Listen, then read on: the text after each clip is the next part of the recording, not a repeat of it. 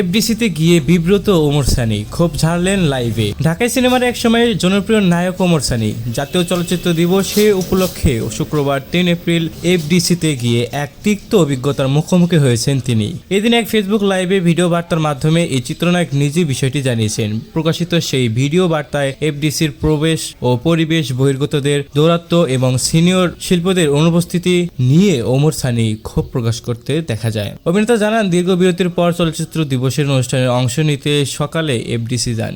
সেখানে নিজের অভিনীত কালজয়ী সিনেমা চাঁদের আলোর ব্যানার দেখে আবেগিত হইলেও সে আনন্দ বেশিক্ষণ স্থায়ী হয়নি। ওমর সানির অভিযোগ, এমডি কক্ষে আলাপকালে হঠাৎ প্রযোজক ও নায়ক হেলাল খানের নেতৃত্বে প্রায় 40 থেকে 50 জন মানুষ সেখানে প্রবেশ করেন। একটি কেপিআই-ভুক্ত জায়গায় এমন গণজমায়েত ও শোডাউনকে বিদঘুটে ও বিব্রতিকর বলে অভিহিত করেন সানি, যা দেখে তিনি অত্যন্ত অপমানিত বোধ করেন এবং দ্রুত স্থান ত্যাগ করেন।